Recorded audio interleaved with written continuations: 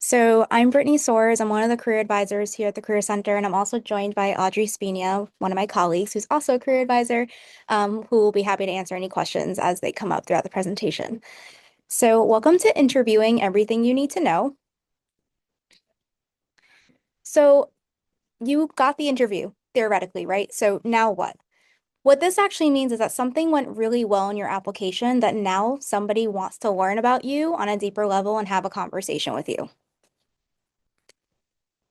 So what we'll cover today is how interviews are structured, how to prepare and what actually matters, how to answer questions clearly, some interview tips along the way, questions that you should be asking in the interview as well, and some takeaways towards the end.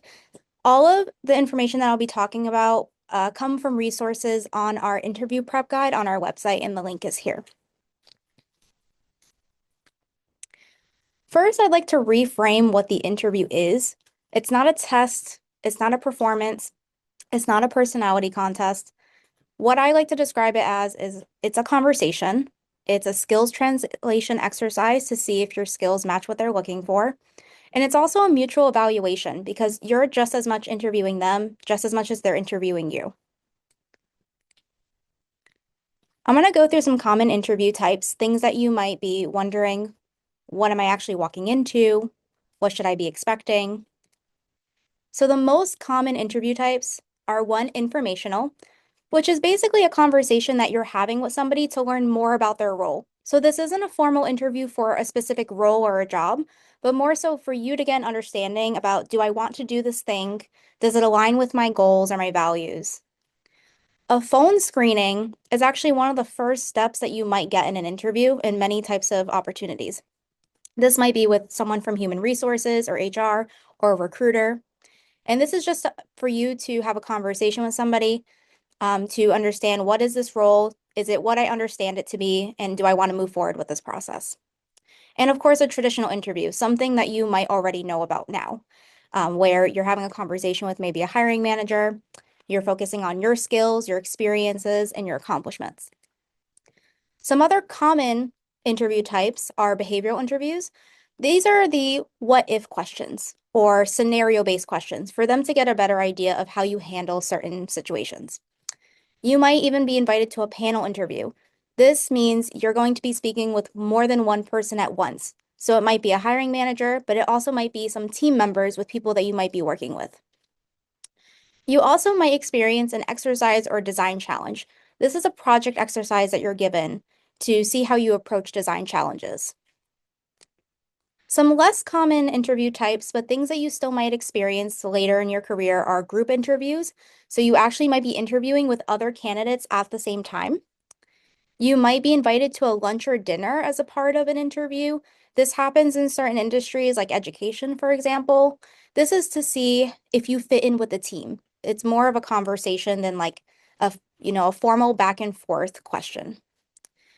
You also might now see a lot of video interviews. This is like an AI-driven platform where you're actually in a one-way conversation and you're not specifically talking to a real person. And we'll go through what some of these major interviews are actually like and how to prepare for them. So what is an informational interview? It's an opportunity to learn more about a role or industry, learn if more training or experience is needed for what you want to do. It's an opportunity to network with other people in the industry and learn about future opportunities at this place that they might be working at. How to set up an informational interview. I would start with listing your most wanted roles. So start doing research into what types of roles fit within the industry that you're looking into or what you're studying here. Find who fills these roles. You can do this on LinkedIn. You can do this by reaching out to alumni. You can even think about the studios or companies or organizations that align with what you're thinking about doing and see who works there. You might start by locating their email addresses or messaging them on LinkedIn. Then you would want to connect with this person. So you might, depending on what you're comfortable with, connecting over email, having a Zoom call, a phone call, or even an in-person coffee chat. There are 3 rules that I would recommend when you're setting up or conducting an informational interview with somebody. You're asking for advice, not a job, so it's low pressure. Be punctual, prepared, and professional, so have your questions ready. And always remember to follow up with a thank you and just keep the conversation going afterwards. And if you have questions about what that actually looks like, we're here at the Career Center to have those conversations with you. Questions that you might ask in an informational interview. How would you describe the culture here? What growth opportunities are provided? Is there flexibility with hours or remote work if that's important to you? What is a typical salary in this field? What are the challenges of this industry? How do leaders support their teams? Do you feel like you can make an impact here? Are diversity, equity, and inclusion prioritized? Are new ideas and creativity encouraged? And can you walk me through your career journey and how did you get here? These are all examples of questions that you might ask depending on what feels important for you as you make decisions on how to move forward in your career.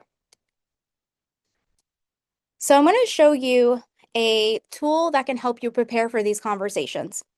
So if you, for example, say that you find somebody on LinkedIn that works for a place or a studio or has a role that feels like something that you might want to do. So the example I have here is Yudi Chen. She is a RISD alum, and she's actually a background painter for Titmouse.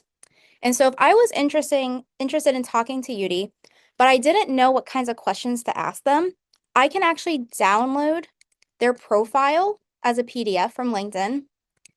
I would upload it to ChatGPT, and I would ask a prompt like this. What are 10 questions to ask this alum to discover if their role matches my skills, interests, and goals? And what comes up is now a list of questions, even by category of the answers I might be looking for.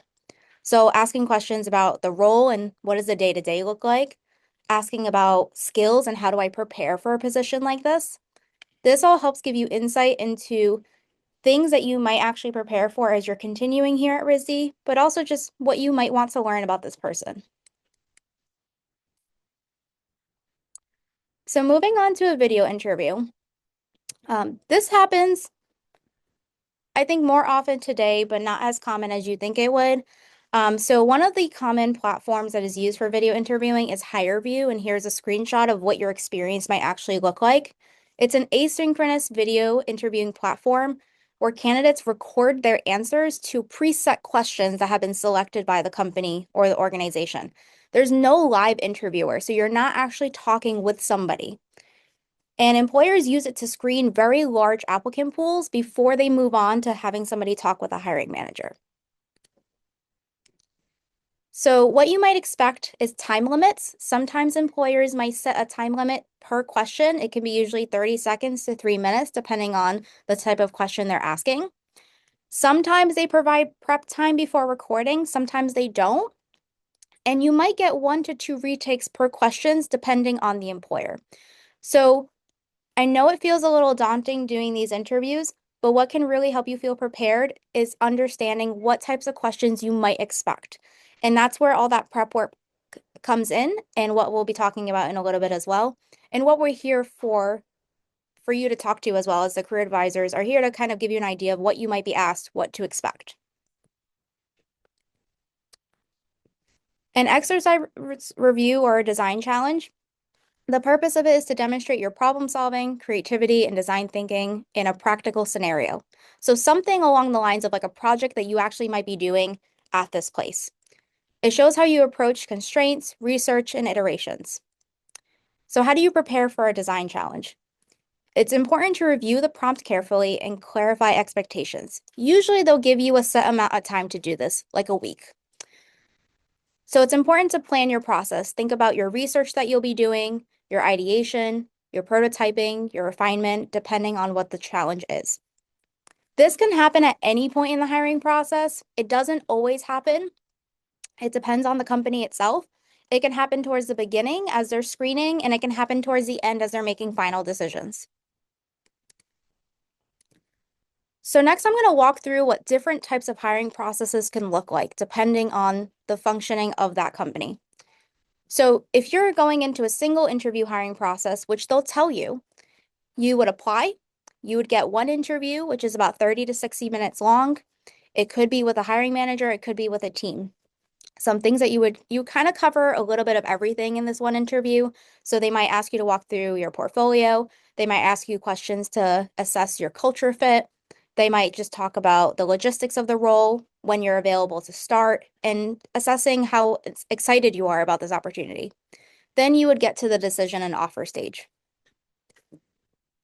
If you go into a 2-interview hiring process, there's an extra step in there. So you would apply, you would have your first interview with either your HR or recruiter screening. So that one's usually quick, about 15 to 30 minutes.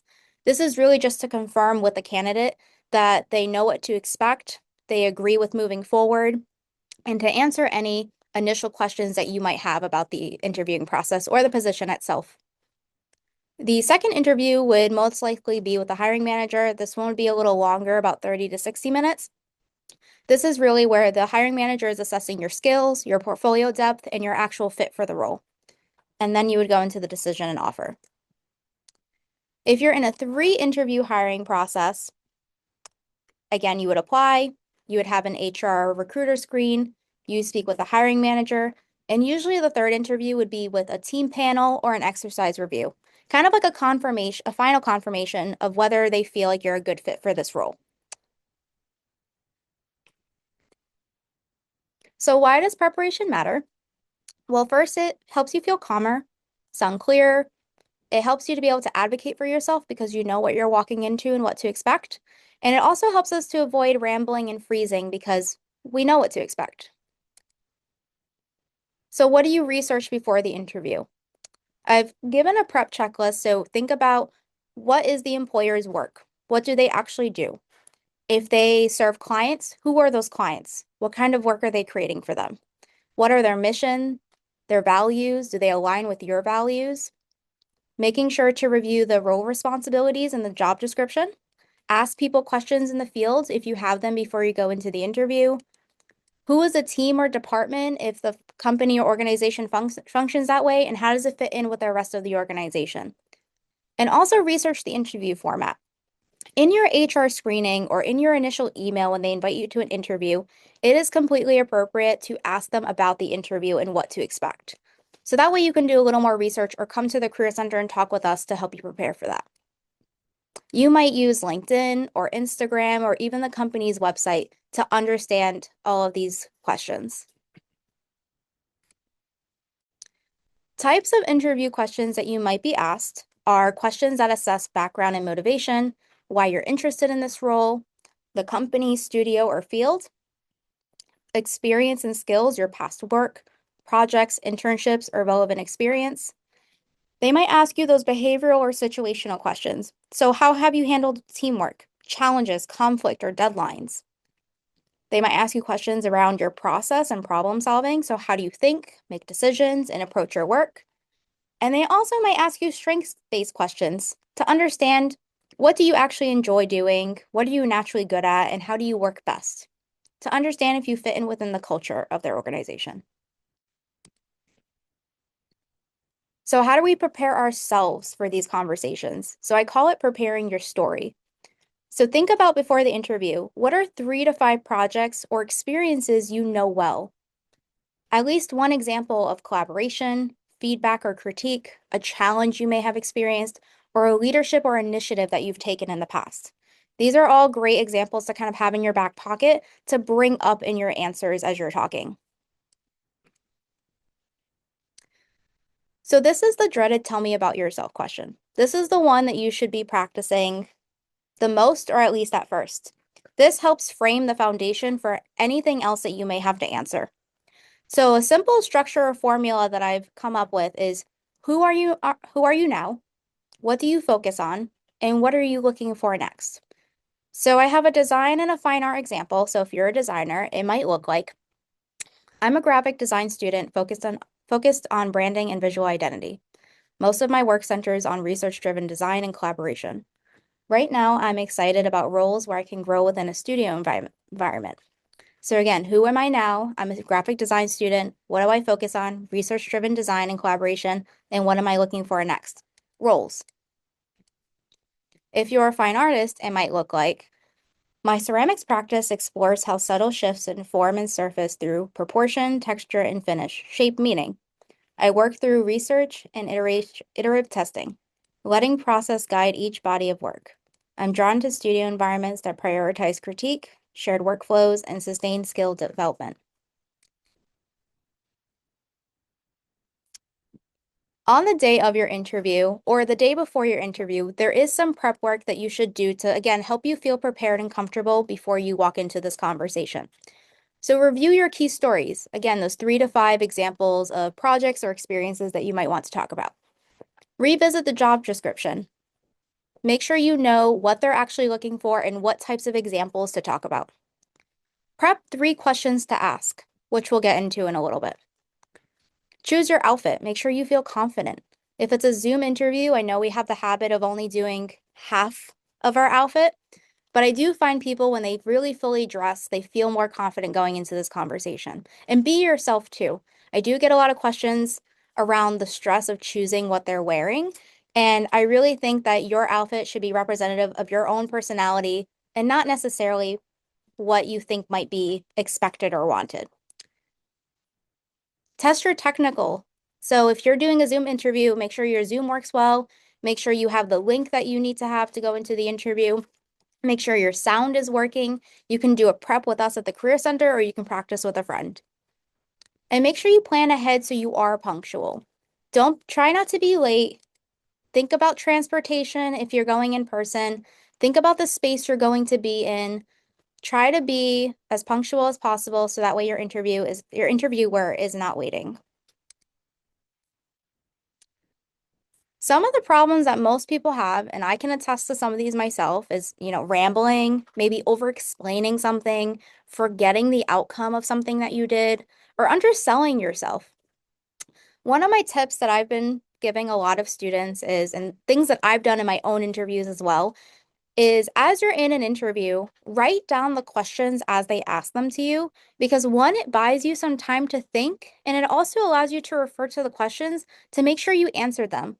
I've even found myself in situations where I'm looking at a question that I've written down and I'm thinking to myself, did I answer all of this or am I just rambling on now? Because I don't know when to finish this answer.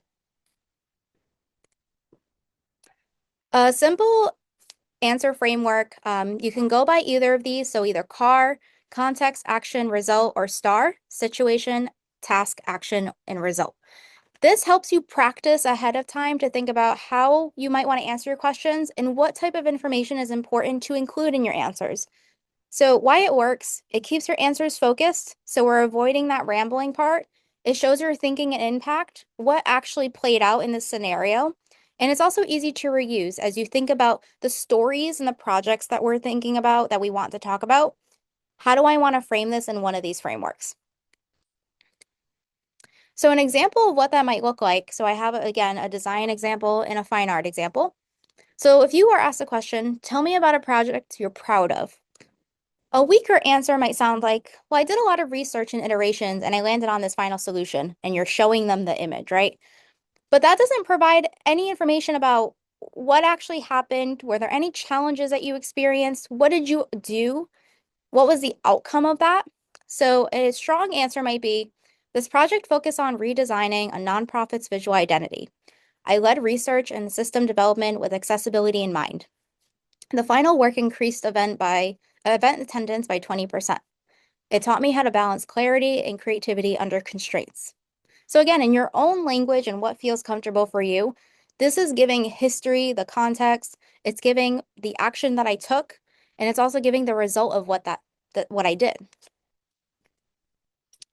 A fine art example might look like, this project focused on developing a cohesive series of hand-built ceramic vessels that explored texture and proportion.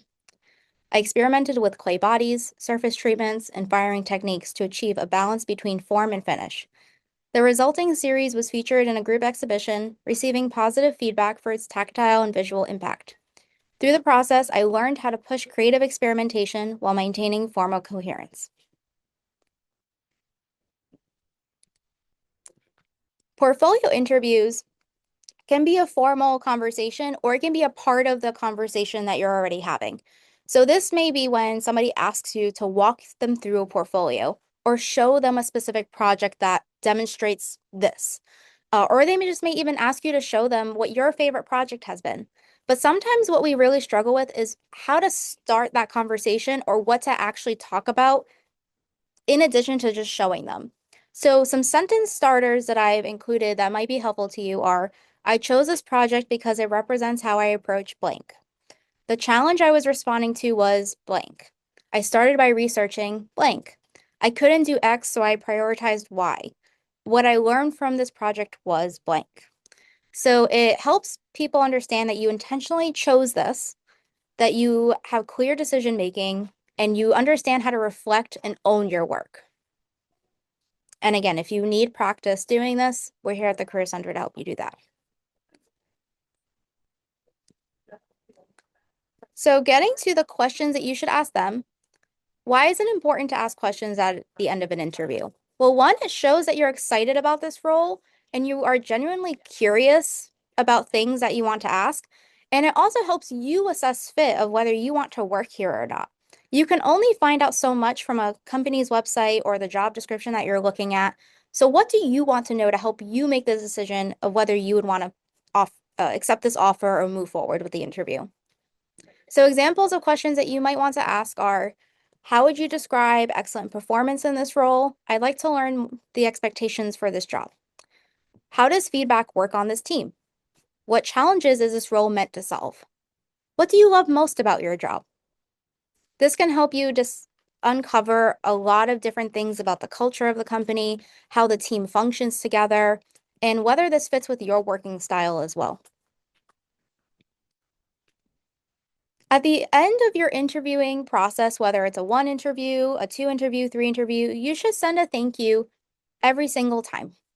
This shows professionalism. It reinforces your interest so they don't feel like you just kind of disappeared. It also helps you stand out. There are surprisingly a lot of people who do not send thank yous at the end of an interview process. And it also provides you a chance to reiterate your qualifications.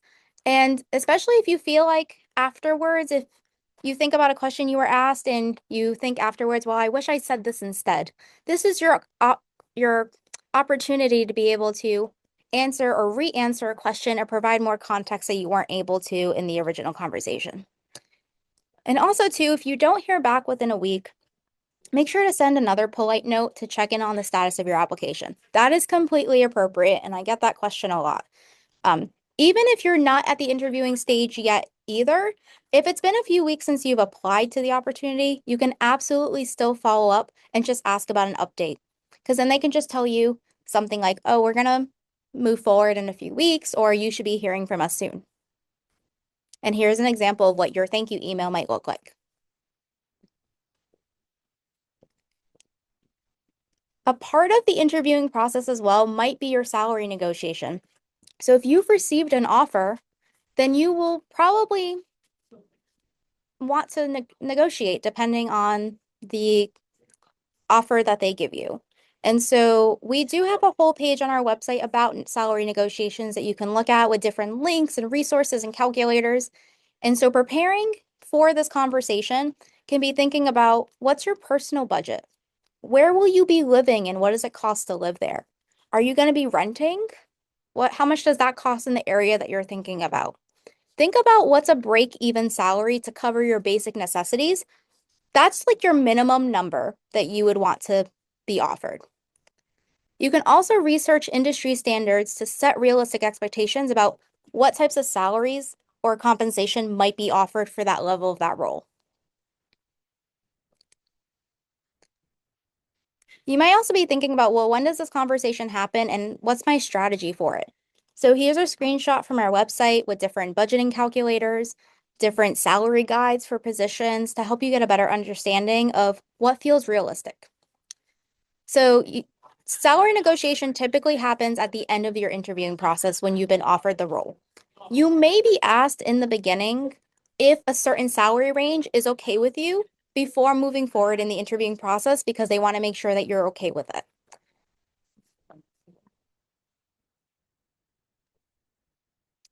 I would also encourage you to consider the full picture of a salary. So there are lots of things that you can negotiate, but there are also a lot of other benefits to an opportunity or a role. You might consider growth opportunities for a lower starting salary, knowing that there would be an opportunity to grow or be promoted after a year or two, depending on how that company functions. You also might think about benefits. If health insurance is important for you, if vacation time and paid time off is important for you, you might also think about professional development. Do they offer funding for you to be able to take a class or go to a conference if that's important for you? Sometimes these other benefits might be more important than a very large starting salary for a lot of people. A part of the interviewing process as well will be your references. This is like your employer's final confirmation that they want to move forward with you. So when you're thinking about who you want to choose, I would suggest choosing 2 to 3 people who can speak to your skills, work ethic, and growth potential. This could be professors, supervisors, mentors, or even past employers that you worked with. When it comes time to provide your references, always ask permission. Confirm that your references are willing and prepared to speak on your behalf. When it comes time for you to provide your reference list to the employer, make sure you notify your references that they will be contacted. Provide context. Share the job description with them or relevant work or projects that you've been working on, so that way they can tailor their comments about you. Also, keep them updated. Let them know when you're applying and thank them after the interviews.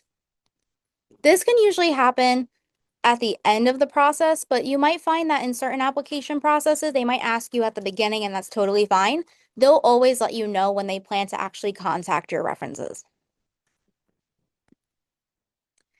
If you are concerned about disclosing a disability to an employer, we do have resources on that as well. And because everyone's situation is so unique, we do encourage you to come speak with us at the Career Center if you do have a concern about this, about how to bring it up to an employer, when to bring it up, how to ask for accommodations. So always feel free to access the Career Center if you have any questions about that. Some key takeaway and resources. So, preparation beats memorization. Employers can tell when you memorize a response versus when you prepared how to respond to something. And structure builds confidence. Make sure you understand what you're walking into so you don't feel nervous about the unexpected. You're also allowed to pause and think. Don't feel pressured to answer quickly. Just take a breath, think about what they're asking you, and answer to the best of your ability. Some resources you have available through us are mock interviews, so we can actually practice with you and ask you questions that you might be asked depending on the role that you're going into. We also have career advising to talk about anything that you're interested in, whether it's what types of people to be reaching out to about informational interviews, how to find them, how to prepare for these interviews. We also have our interview prep guide on our website that you can always access with all these links and information that might be helpful for you. And again, remember to meet with us. This is our team. We have drop-ins every day, Monday through Friday, and you can also schedule a 30 or 45-minute appointment with us on Artworks. We're available all summer, and we're also available to you after you graduate. So you can always reach out to us if any of these questions come up for you.